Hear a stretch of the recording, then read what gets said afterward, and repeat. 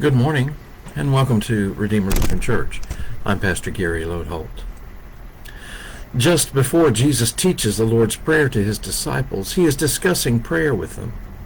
In Matthew 6, he says not to pray in public and make a spectacle of your prayer so that others who see it think highly of you, but rather to go into seclusion and offer prayer there. Our modern texts say that Jesus said, "Go to your room and shut the door and pray." However, you might know that there are many times we might want to pray, but we can't just drop everything and head to our room. Not too long ago, I learned that Jews of that day wore head coverings, and that the head covering could be pulled forward and around to enclose the person's face, and that was considered a place of seclusion for prayer. They shut out the world in order to focus on God. I think many of us pray in secluded ways. I think many of us pray before bedtime or early in the morning before others are awake. Now, of course, prayers before meals are a different thing, but our own personal prayers tend to be done in seclusion and not in any kind of show. Jesus often went off alone to pray. Several times the Gospels talk about Jesus withdrawing from the crowds and going into the hills to be alone to pray.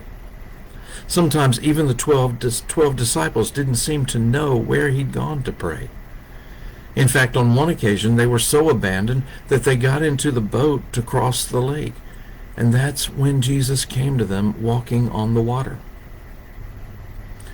Another example that comes to mind is Jesus in the Garden of Gethsemane. You may remember that Jesus and his disciples went to the garden after the Last Supper, and then Jesus took Peter, James, and John off a little way, and then he left those three and went off a little way on his own in order to pray. It's hard to find seclusion in our world nowadays. We live such busy, noisy, connected lives. Typically, even if we aren't watching the TV, it's on, or at least the radio is. There's noise everywhere. This might surprise you, but I find that writing a sermon is largely a time of prayer. It involves the honesty we talked about yesterday, deep prayer about the scriptures for the day, and then time spent listening and listening and listening. So when I write sermons, I don't have music or anything else playing. In fact, while I like the carol line across the street, it often distracts me when I'm trying to write a sermon and need to listen for God. If you've been by the church office when I'm doing this, you might have found me beside my desk on the floor with a pad of paper before me.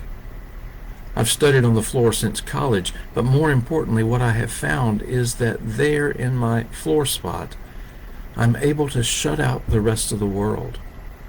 There with my pad and pen, the distractions of the world are put away, and I can also put myself out of the way and begin to listen and pray.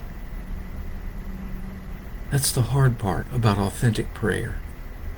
Real relationships involve spending time together, both sharing and listening.